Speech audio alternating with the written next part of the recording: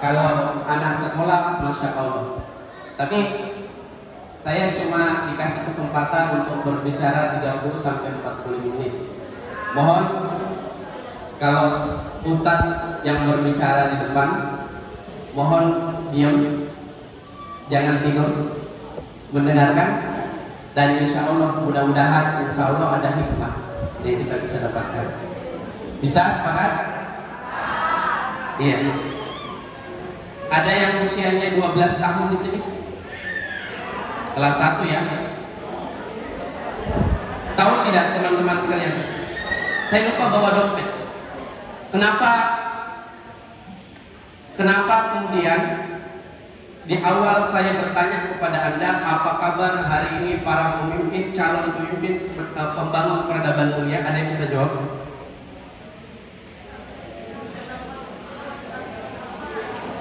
Ada yang bisa jawab?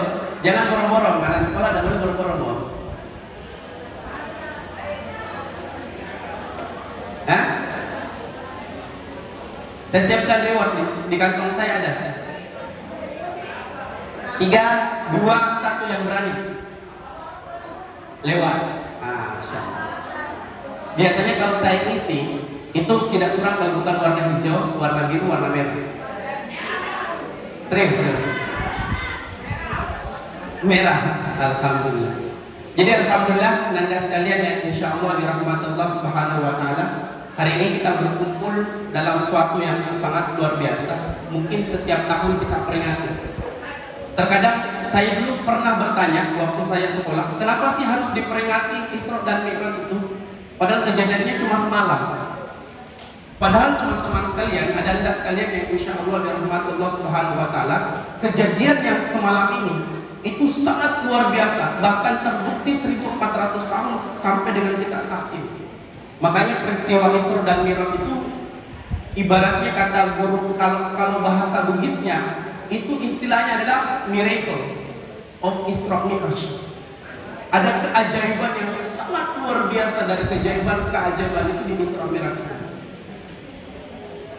Yang teman-teman sekalian, yang Anda sekalian yang insya Allah dirahmati Allah Subhanahu wa Ta'ala, saya panggil ini teman-teman sebenarnya karena usia saya itu tidak jauh lebih dari Anda. 12 tahun saya, ya 12 tahun juga lebihnya ya. 21 ya. Nah, peristiwa Isra dan Mi'raj Anda sekalian itu adalah sebuah kado berharga dari Allah Subhanahu wa Ta'ala bagi Rasulullah Sallallahu Alaihi Wasallam yang pada saat itu mengalami yang namanya tahun kesedihan. Mengapa dikatakan tahun kesedihan? Karena pada saat yang bersamaan di tahun kesedihan, istri tercintanya Sayyidah Khadijah binti Khuwailid radhiyallahu anha itu wafat, dipanggil oleh Allah Subhanahu wa Ta'ala.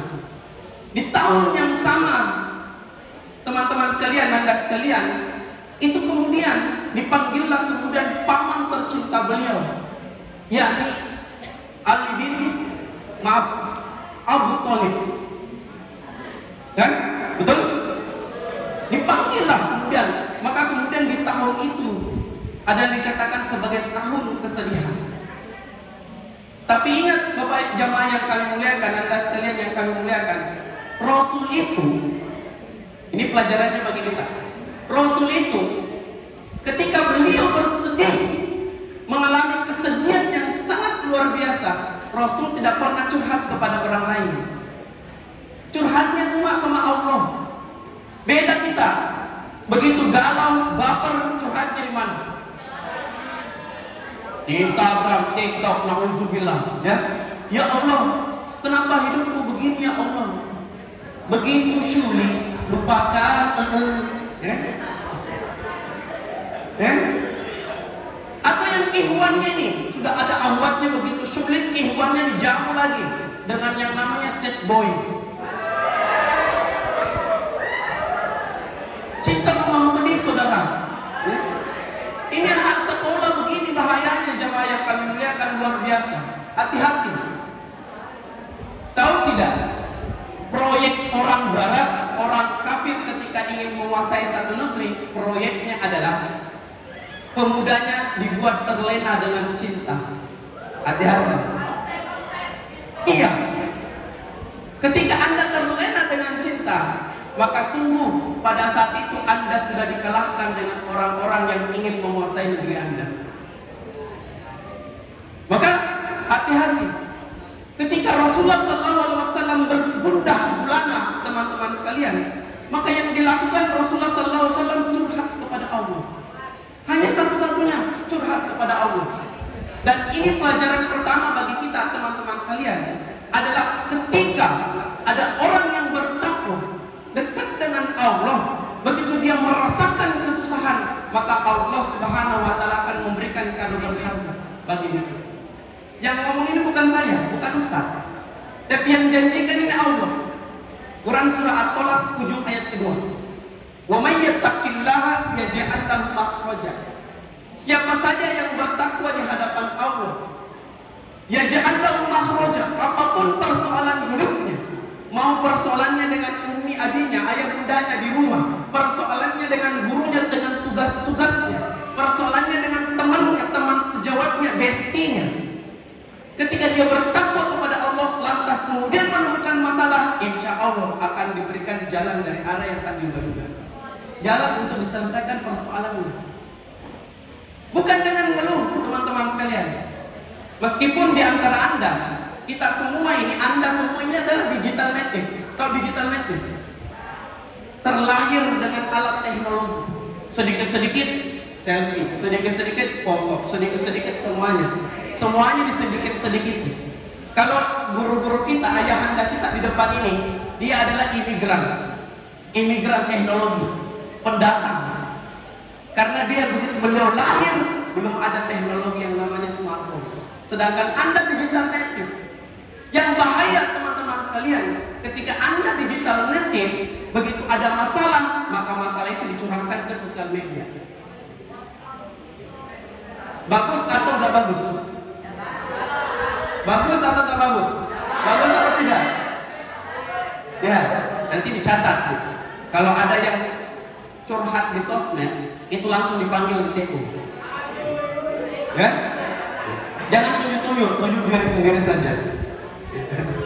Ya. Jadi, yang pertama, pelajaran pertama dari persoalan kita, dari pelajaran yang pertama dari Isra dan Mi'raj, teman-teman sekalian, adalah teladan Rasulullah SAW begitu menemui masalah, maka curhatnya sama Allah. Dan Allah akan memberikan kado terbaik buat kita, buat Rasulullah dan juga buat kita. Itu yang pertama.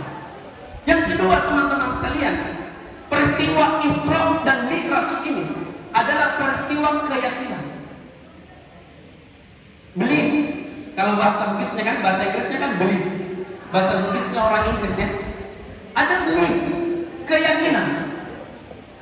Ya. Mungkin pernah diceritakan oleh guru kita, guru pendidikan agama Islam kita di kelas. Begitu Rasulullah SAW itu memanggil seluruh penduduk Makkah, ya ma'syarul Makkah, ya ma'syarul Makkah, berkumpullah kemudian di Jabal Qumais. Rasul ini berdiri di atas ini seperti saya, tapi bukan Rasul. Terus ini masyarakatnya adalah masyarakat Makkah. Ya masyarakat Makkah, sesungguhnya semalam saya telah diperjalankan oleh Allah dari Makkah menuju Madinah, dari Makkah menuju Masjidil Aqsa, naik ke langit dalam waktu 1 malam. Wah, semua orang bertanya, Tojengkah? Tojengkah? Ya. Pada saat itu, teman-teman sekalian, kalau kita pikir di zaman now, zaman sekarang, kalau ada orang bilang saya dari Masjidil Haram ke Masjidil Aqsa naik seharian, masih bisa percaya? Serius? Masih bisa naik pesawat kan? Dari Masjidil Haram ke Masjidil Aqsa itu kurang lebih 1 jam atau 2 jam, masih bisa percaya. Tapi di masa dulu 1400 tahun yang lalu, yang kendaraan terbaiknya adalah unta dengan kuda, itu untuk menghadirkan jalan sekitar 1500 km dari Masjidil Haram di Mekah ke Masjidil Aqsa di Palestina, itu 1500, teman-teman sekalian.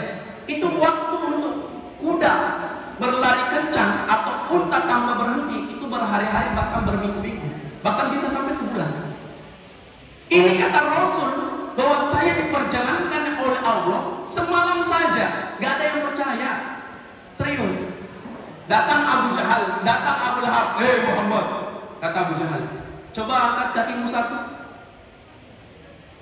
coba angkat lagi kakimu satu. Kata Abu Jahal, bukan begitu Muhammad, coba angkat dua-dua kakimu.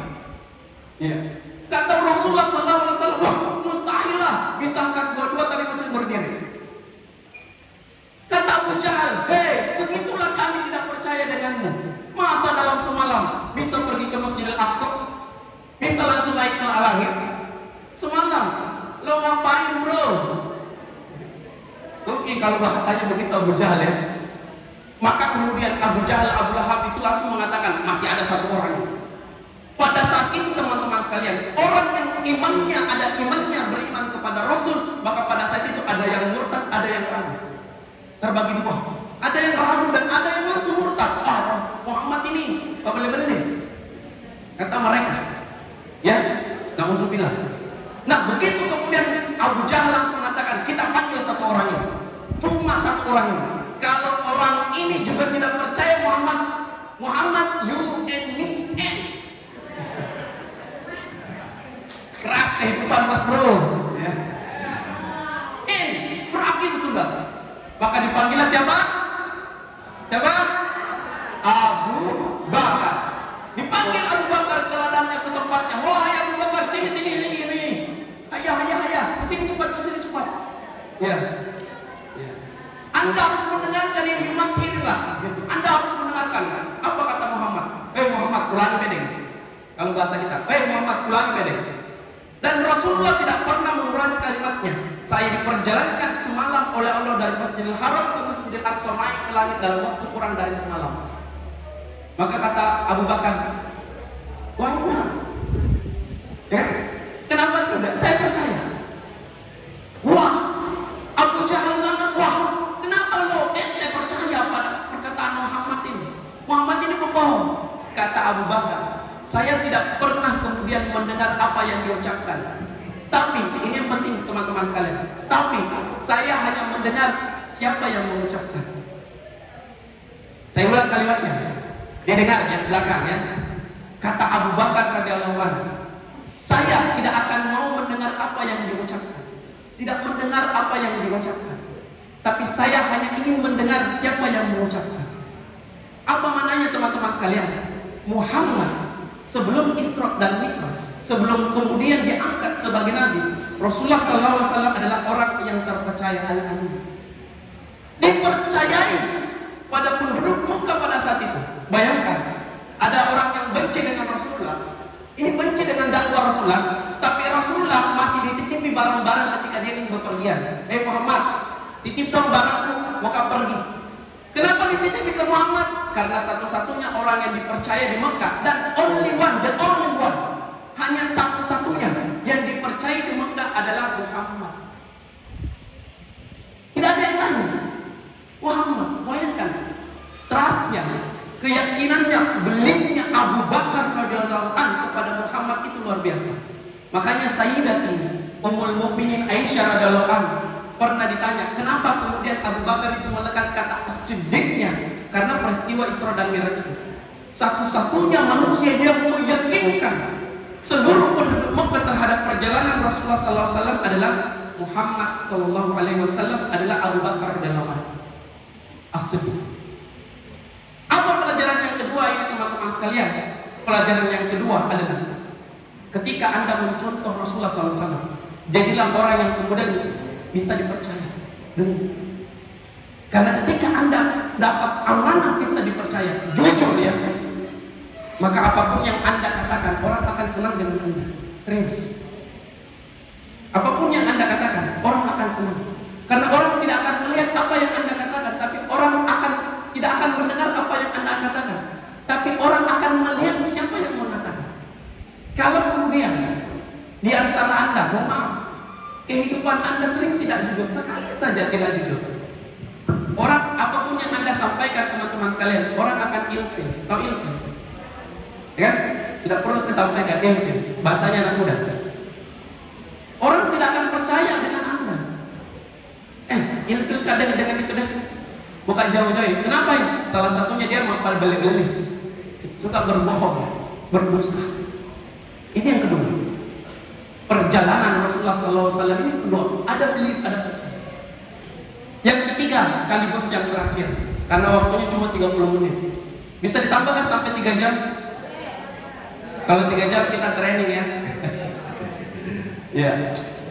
Kebiasaan saya kalau ke daerah itu nge-training, latihan. Baik itu pelatihan dengan orang tuanya, pendidiknya, siswanya, gurunya, anaknya, ataukah kemudian yang berwirausaha, UMKM. Ya. Kalau tadi basicnya adalah alhamdulillah pernah sekolah di pendidikan matematika. Orang sampaikan begitu, Satria, pernah sekolah di pesantren mana kan? Saya teman-teman sekalian SD tahadus bin Hikmah ya, insya Allah bukan berarti dalam rangka menyembuhkan diri, tahadus bin Hikmah aja. SD, SMP, SMA dengan S1-nya, kuliahnya, dan insya Allah mudah-mudahan selesai juga S2-nya. Itu pendidikannya umum, tidak pernah tersentuh dengan pendidikan pesantren. SD, SMP, SMA-nya, kuliahnya S1-nya adalah pendidikan matematika WTM. Ya. Tahu kenapa berjenggot? Ya. Itu membuktikan teman-teman sekalian, Anda ketika Anda ingin dekat dengan Allah, jangan terbatas bahwa Anda harus masuk pesantren dulu. Jangan terbatas bahwa saya harus kemudian ikut di mana dulu. Tapi ketika Anda ingin berkomitmen dekat dengan Allah, biar di SMP Angkasa, sekolahnya di SMA Angkasa, alumninya SD Angkasa, tidak apa-apa. Perguruan tingginya Angkasa juga, ada kan? Ada, kan semuanya di Angkasa. Maka dekat dengan Allah dengan ikut mengkaji Islam, belajar Islam. Ya, karena siapapun teman-teman sekalian tidak ada yang nanti di surga. Hei alumni madrasah A, masuk surga duluan. Hei alumni SMP nasional, jangan dulu masuk karena Anda belum madrasah. Tidak ada. Tapi semuanya teman-teman sekalian, ketika kita niat dengan dekat dengan Allah, maka insya Allah apapun kondisi kita, dari manapun kita, alumni apapun kita, insya Allah kita berkomitmen dekat dengan Allah. Dan tidak ada ruginya dekat dengan Allah. Serius, tidak ada ruginya. Yang ada malah untung. Ya, kita lanjut teman-teman sekalian. Yang ketiga teman-teman sekalian, dimensi ini luar biasa. Kenapa saya taruh yang ketiga? Karena berhubungan dengan sekolah. Isra dan Mi'raj. Ini agak panjang sedikit pembahasannya. Mohon maaf ini harus dipahami ya. Akan berputar-putar sedikit karena kita masuk pada sainsnya. Isra dan Mi'raj itu dua kalimatnya, dua kata yang disatukan teman-teman sekalian. Isra adalah perjalanan Rasulullah SAW, diperjalankan Rasulullah, bukan perjalanan ya, diperjalankan Rasulullah SAW dari Masjidil Aqsa, dari Masjidil Haram ila Masjidil Aqsa sampai ke Masjidil Aqsa. Jaraknya sebagaimana yang saya sebutkan tadi 1.500 km. Itu 1.500 km. Dari sini teman-teman sekalian sampai kemudian ke Medan. Itu 1.500 km. Ya. Saya tidak percaya, hitung saja. Ambil meteran. Ada? Iya. Kalau meterannya anak matematika itu lihat peta, lihat skalanya, ukur pakai senti, kali saja. Ya kan? 1.500 km. Terus kemudian naik ke langit, itu namanya Mi'raj, yang teman-teman sekalian. Nah, tahu tidak?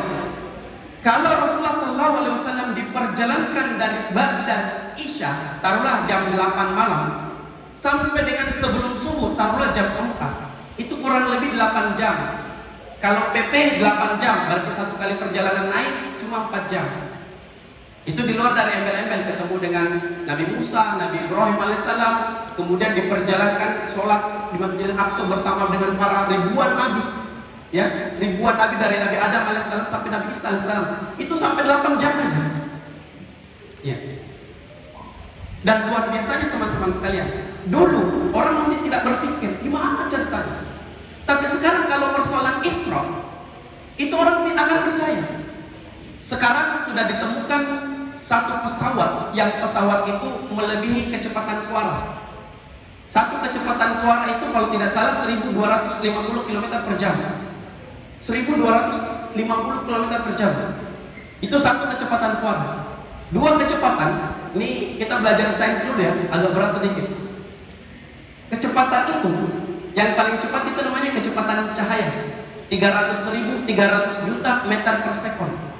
Jadi setiap 1 detik pasti 300 juta kilometer bergerak nih.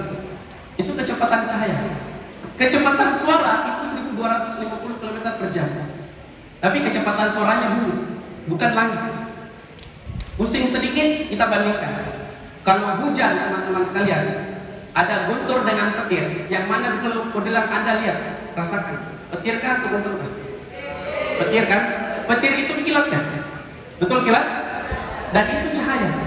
Padahal teman-teman sekalian, di kosmik, di luar angkasa, itu kejadiannya bersamaan. Seperti Anda pakai palu-palu dengan paku, prak, ada suara dan ada percikan api. Suara dengan percikan apinya itu kilatnya, suaranya itu gunturnya. Tapi begitu sampai ke bumi, yang duluan itu adalah petirnya. Berarti cepat rambat cahaya jauh lebih cepat daripada cepat rambat suara. Ini pusing-pusing dulu.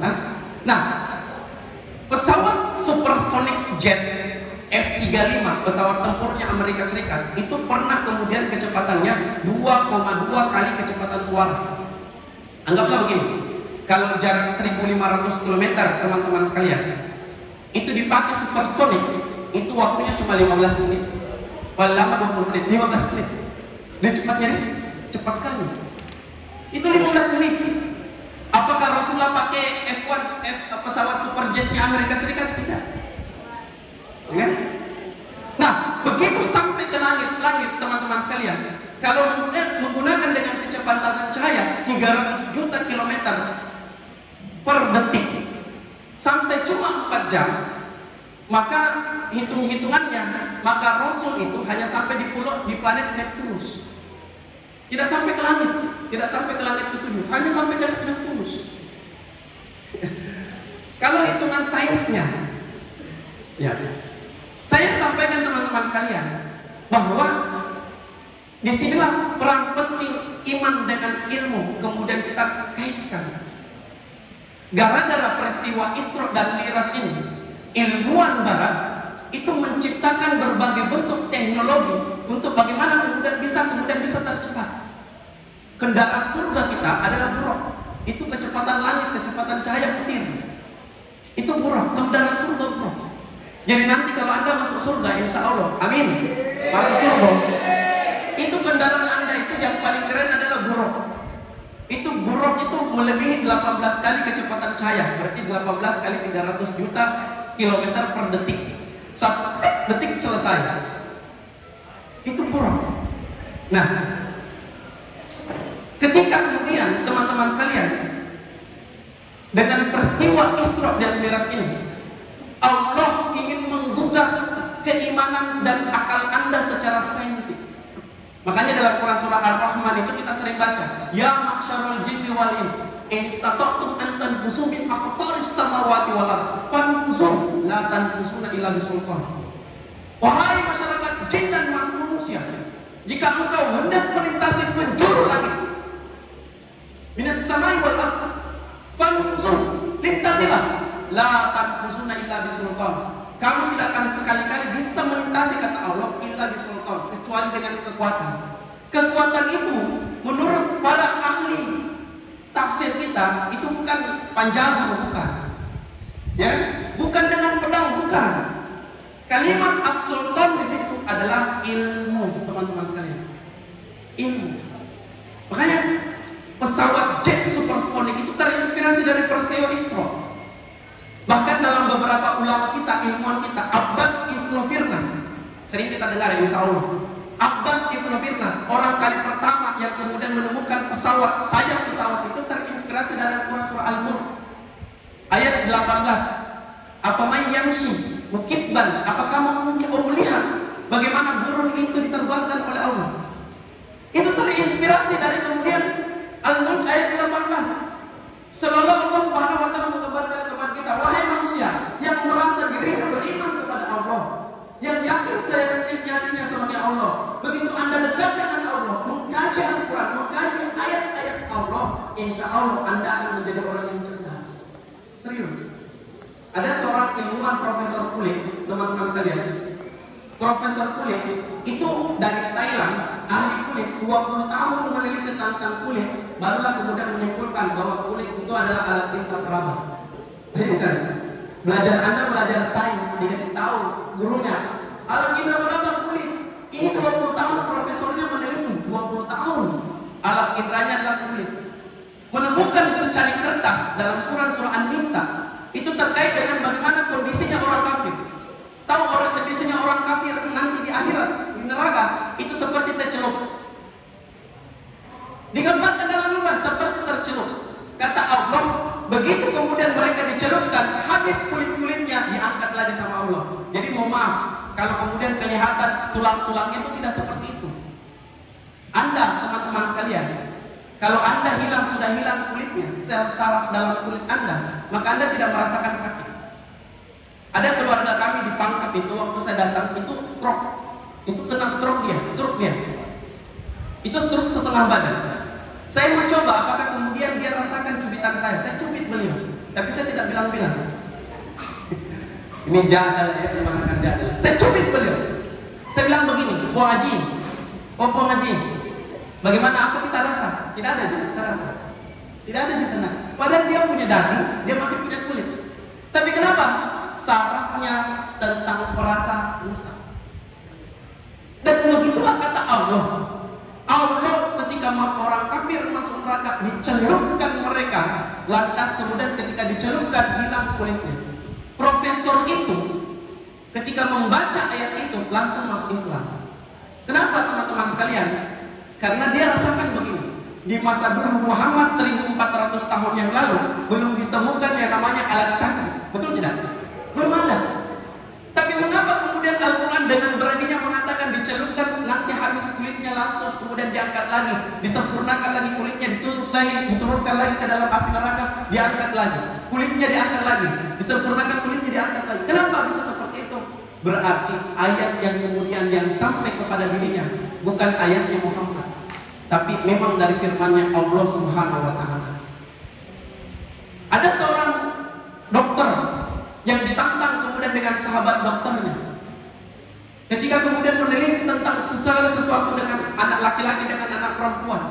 Dengan seketika kemudian membaca ayat Quran surah An-Nisa ayat 11. Kemudian menggambarkan bahwa jatah anak laki-laki itu 2 kali dibandingkan anak perempuan. Apa yang terjadi ketika kemudian dia buktikan dalam hal persusuan ibunya? Teman dokternya yang non-muslim langsung masuk Islam. Bayangkan teman-teman sekalian, Al-Quran itu mengajarkan Anda dengan sesuatu yang sangat luar biasa.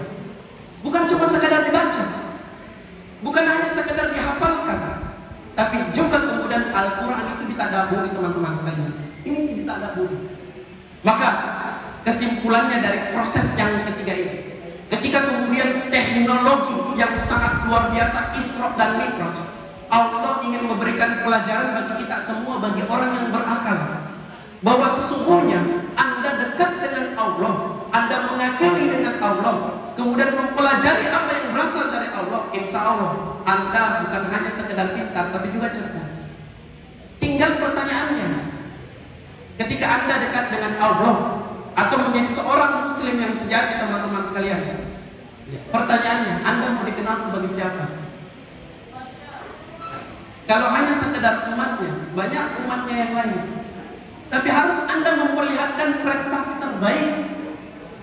Keluar dari SMP Angkasa, Anda mau dikenal sebagai siapa? Ketika disebut nama tak Fulan bin Fulan, oh ya, ya kan? Maka wujudkan prestasi-prestasi terbaik. Yang prestasi inilah yang kemudian yang insya Allah bisa kita dapatkan, bisa Anda dapatkan lewat dekat dengan Allah, mempelajari hal-hal yang berasal dari Allah Subhanahu wa taala. Teman-teman sekalian, Bapak Ibu yang kami muliakan, inilah yang insya Allah 3 hal ya, yang kemudian bisa kita dapatkan pelajaran dari peristiwa Isra dan Mi'raj ini. Yang pertama, teman-teman sekalian, harus dekat dengan Allah. Begitu menemukan masalah, tingkatkan ketakwaan. Tadi disampaikan oleh tim nasyid kita, tim sholawat kita, salah satu dekat dengan Allah itu adalah sholat. Sesungguhnya sholat itu dilaksanakan pada 2. Apakah kemudian pada pelaksanaannya ada pada sifatnya? Yakin teman-teman sekalian, kalau kita merujuk pada Quran surah Al-Ankabut ayat 45, inna sholata tanha 'anil fahsya'i wal munkar. Fahsya itu merusak diri sendiri. Tidak akan mungkin kemudian orang yang rajin sholat, siswa yang rajin sholat, mustahil Ada siswa yang rajin sholat tapi perilakunya tidak memiliki adab kepada orang yang lebih tua atau memberikan ilmu kepada dirinya. Mustahil. Bukan cuma dilaksanakan saja ketika waktu sholat, tapi menghadirkan sifat-sifat sholat di luar daripada kegiatan sholat kita. Di sekolah, menjadi pelajar yang terbaik, maka amalkan tentang sholat itu. Apa itu perintah Allah? Amalkan perintah Allah. Di luar sana, bergaul, amalkan juga perintah Allah. Maka sifat-sifat sholat itu dibawa dalam kehidupan masyarakat kita, dalam kehidupan muamalah Anda, belajar Anda, sekolah Anda, bergaul Anda. Itu yang kemudian diinginkan oleh Allah. Bukan hanya sekedar sholat saja, tapi luas sifat sholat ini yang kemudian harus hadir dalam diri Anda. Tingkatkan takwa. Yang kedua, teman-teman sekalian, jadilah orang yang memiliki kepercayaan. Jangan menjadi orang yang tidak dipercaya di tengah-tengah masyarakat, karena bahaya. Krisis yang terserat di negeri kita, teman-teman sekalian, adalah krisis kepercayaan. Maka saya berharap ratusan, 100 siswa yang ada di SMP Angkasa ini, insya Allah keluar dari sini menjadi orang yang terpercaya. Ketika Anda ditanya, siapa itu anak yang terpercaya? Sangat pintar dipercaya di pekerjaannya, di angkatannya, dapat diamanahkan dari mana? Oh, alumni SMP Angkasa. Masya Allah, tabarakallah. Yang ketiga, teman-teman sekalian, jadilah orang yang berilmu. Jangan kemudian menjadi orang yang kemudian, oh saya ini Islam, tapi kemudian Islamnya tidak berilmu. Keder Anda masuk surga nanti diperlihatkan apa yang menjadi prestasi kita selama di dunia. Wahai fulan, Anda masuk surga, prestasimu apa? Bilal bin Rabah prestasinya, saya mendengar Rasulullah SAW mengatakan bahwa suara terompah kaki saya sudah ada di surga. Prestasinya Bilal, muadzin pertama. Ketika ditanya Imam Syafi'i, wahai Imam Syafi'i, Anda masuk surga, apa prestasimu? Prestasi saya adalah mendirikan mazhab saya buat kitab kitab mazhab. Ketika ditanya, wahai Ibnu Abbas Ibnu Firnas, apa prestasimu masuk surga? Prestasi saya masuk surga, saya bisa menciptakan sayap pesawat yang kemudian sayap pesawat ini dipakai oleh Insinyur B.J. Habibie menyempurnakannya. Ketika ditanya Insinyur B.J. Habibie, wahai Habibie, kau masuk surga, apa prestasimu? Prestasi saya adalah membuat Boeing pesawat. Sayap pesawat ini bisa mengantarkan orang dari rumahnya menuju Makkah dan kembali lagi ke rumahnya dengan selamat. Pertanyaannya, teman-teman sekalian, ketika Allah memanggil Anda masuk surga, wahai fulan, wahai siswa SMP Angkasa, apa prestasi? Surga ini di hadapan Anda. Surga ini ada di belakang saya, kata Allah. Pertanyaannya, apa prestasi? Sudahkah kita pantas untuk kemudian mendapatkan surganya Allah? Kalau jawabannya adalah belum, apakah hanya sekadar belum saja tapi tidak ada aktivitas apapun? Ingat teman-teman sekalian, andaikan bumi ini dibuat mutlak oleh Allah, maka bumi ini dianggap kekal abadi, tidak akan pernah mati. Tapi bumi ini tidak dianggap kekal oleh Allah. Bumi ini sengaja dibuat sempit oleh Allah, sehingga kemudian bumi ini serasa kemudian kita lebih rindukan kehidupan kampung halaman kita dibanding bumi ini. Bumi ini juga kita pun juga, teman-teman sekalian, andaikan kemudian Allah kemudian ingin mengekalkan bumi ini, Nabi Adam alaihissalam, orang yang pertama, pasti masih hidup sampai sekarang. Tapi tidak, Allah tidak ingin mengekalkan bumi ini, teman-teman sekalian. Maka kemudian kematian kita, jangan takut dengan kematian, tapi ketakutlah ketika Allah memanggil kita, amal kita tidak cukup untuk berhadapan dengan Allah Subhanahu wa Ta'ala. Jangan juga berkata bahwa saya ini masih SMP Ustaz, nanti biarkan saja orang tua saya masuk wafat. Tidak mungkin. Di Turki kemarin, gempanya cuma semalam, teman-teman sekalian. Yang wafat itu 250.000 orang. Kalau saya tidak salah, kalau bukan 150.000, 250.000. Ratusan ribu orang yang kemudian diwafatkan oleh Allah. Tidak hanya anak kecil, orang dewasa, orang tua, yang sakit, yang sehat pun dimatikan oleh Allah. Tapi pertanyaannya, ketika kita diwafatkan oleh Allah, apa yang kemudian kita berikan prestasi terbaik di hadapan kita? Maka sungguh teman-teman sekalian, ini karena kita tadi di akhir diminta untuk berdoa kepada Allah Subhanahu wa Ta'ala. Mari insyaallah kita menutup kegiatan kita dengan doa di hadapan Allah Subhanahu wa Ta'ala. Semoga insyaallah pertemuan kita ini berkah insyaallah. Anda keluar dari sini memiliki cita-cita seluas angkasa. Anda keluar dari sini, Anda menjadi orang yang terbang di angkasa menuju surganya Allah Subhanahu wa Ta'ala. Anda keluar terbaik itu dapat membahagiakan kedua orang tuanya.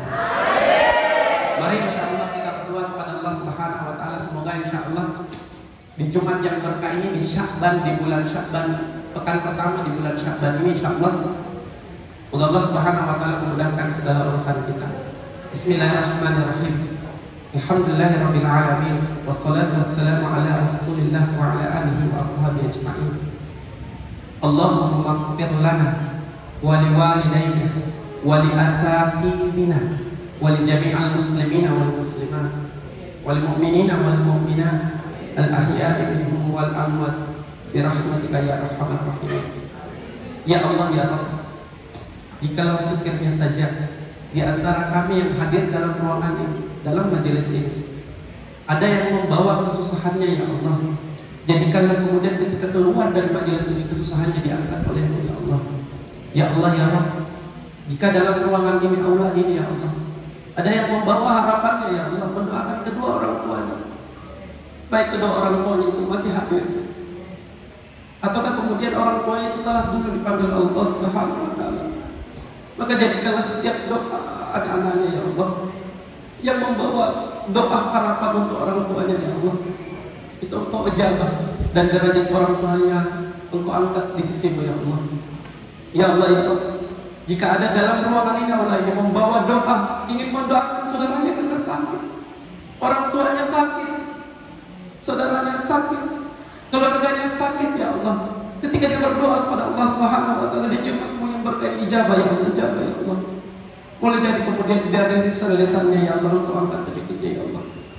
Ya Allah ya Rabb, jika dalam ruangan ini ya Allah ada orang yang kemudian, ada siswa, ada anak-anak guru yang kemudian mendoakan kemudian dirinya agar menjadi anak yang akhlaknya dapat dipuji, beradab, ilmunya meningkat, cita-citanya ya Allah, jadikanlah kemudian anak kita, siswa kami ya Allah, yang kemudian berdoa dengan cita-citanya engkau kabulkan ya Allah, wujudkan ya Allah, jangan wafatkan orang tuanya Allah sampai cita-citanya terwujud, jangan wafatkan orang tuanya ya Allah sampai dengan cita-citanya terwujud. Ya Allah ya Rabb, Allahumma ja'alna auladana auladan salihin, hafizina al-Quran was sunnah, fuqaha fid din, mubarakan hayati fid dunya wal akhirah. Ya Allah, jadikanlah diri kami dan anak kami ya Allah menjadi orang-orang yang kemudian abidun salih, hamba yang saleh yang berdoa, yang kemudian doanya engkau kabulkan ya Allah. Jadikanlah anak-anak kami penjaga Al-Quran, hafizul Quran ya Allah, menjadi penjaga Al-Quran, menjadi orang-orang yang kemudian faqih fiddin, faqih terhadap agama-Mu ya Allah, dan jadikanlah mereka menjadi hamba pemimpin dari orang-orang yang bertakwa ya Allah. Allahumma inna nas'aluka ridhaka wal jannah, Allahumma inna nas'aluka ridhaka wal jannah, wa na'udzubika min sakhatika wan nar, wa na'udzubika min sakhatika wan nar. Rabbana atina fid dunya hasanah wa fil akhirati hasanah wa fil akhirati hasanah wa qina adzabannar. Subhana rabbika rabbil izzati amma yasifun wa salamun alal mursalin walhamdulillahi rabbil alamin. Al-afu minkum. Assalamualaikum warahmatullahi wabarakatuh.